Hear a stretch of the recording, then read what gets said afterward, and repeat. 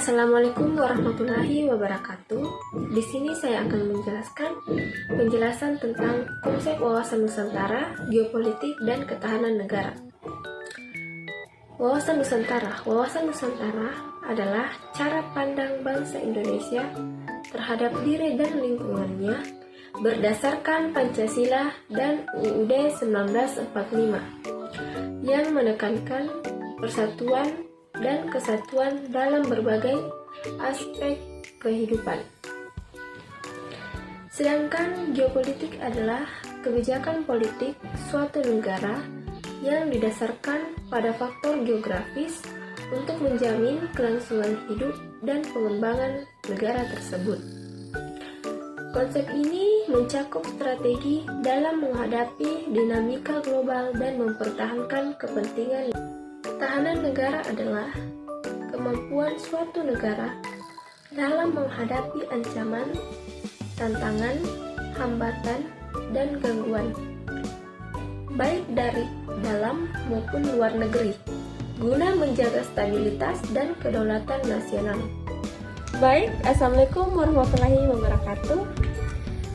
Di sini saya akan mewawancarai beberapa teman saya tentang bagaimana mereka melihat Indonesia di era global dan bagaimana mereka memaknai tentang wawasan Nusantara, ketahanan negara, dan wawasan global.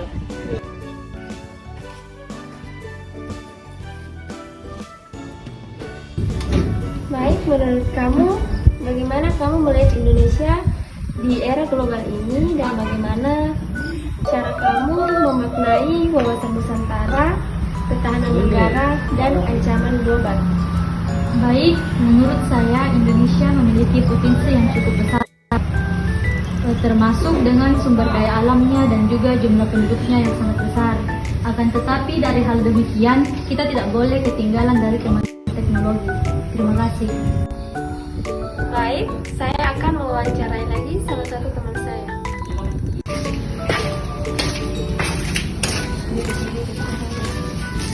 Menurut kamu, apa makna wawasan Nusantara sebagai kamu warga negara Indonesia? Menurut saya, wawasan Nusantara adalah cara pandang dan sikap bangsa Indonesia terhadap diri dan lingkungannya berdasarkan Pancasila dan Undang-Undang Dasar 1945. Ini berarti saya harus melihat Indonesia sebagai satu kesatuan politik, ekonomi, sosial, budaya, dan pertahanan keamanan. Wawasan ini penting agar kita tidak terpecah belah oleh isu-isu sekitarnya atau kepentingan luar yang ingin mengganggu integrasi bangsa kita. Baik, terima kasih atas pendapatnya. Sekian. Baik, Assalamualaikum warahmatullahi wabarakatuh. Kali ini saya akan mewawancarai salah satu teman saya lagi atas nama Ani. Baik, menurut kamu apa saja ancaman global yang dihadapi Indonesia pada saat ini? Jadi menurut saya ada beberapa ancaman global yang tengah dihadapi Indonesia saat ini. Yang pertama seperti krisis ekonomi yang menyebabkan masyarakat itu bergantung pada bahan-bahan ekspor begitu.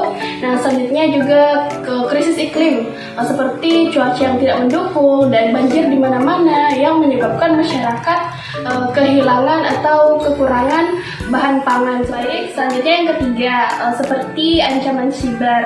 Nah, semakin meningkatnya ancaman siber ini sehingga kita perlu memperkuat keamanan pada sosial media dan beberapa aplikasi digital kita karena mengingat perkembangan teknologi dan beberapa hal lainnya.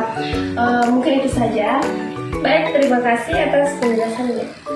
Assalamualaikum warahmatullahi wabarakatuh. Kali ini saya akan mewawancarai salah satu teman saya lagi atas nama Intan. Baik, yang ingin saya tanyakan di sini adalah bagaimana Ketahanan negara sangat penting dan bagaimana cara kita menjaga di era modern ini. Nah, menurut saya, ketahanan negara sangat penting karena negara merupakan fondasi kedaulatan, keamanan, dan keberlangsungan hidup bangsa. Di era modern seperti sekarang ini, ketahanan bukan berarti militer yang kuat, tetapi juga ekonomi yang mandiri, sosial yang harmonis, dan budaya yang kuat. Adapun cara untuk mengatasinya yaitu melalui pendidikan karakter, ekonomi, kemandirian ekonomi, dan literasi digital serta kemampuan kita dalam menjaga persatuan dalam keberagaman. Itu saya jawaban dari saya. Assalamualaikum warahmatullahi wabarakatuh. Di sini saya akan mewawancarai salah satu teman saya lagi, atas nama Miss. Baik, yang ingin saya tanyakan tentang bagaimana kamu melihat Indonesia di era global 1. Indonesia memiliki potensi di era global karena kekayaan sumber daya alam, letak geografis yang strategis, serta jumlah penduduk yang besar sebagai bonus demografi. Namun tantangannya juga tidak kecil, terutama dalam hal daya saing, inovasi teknologi, dan kesenjangan sosial.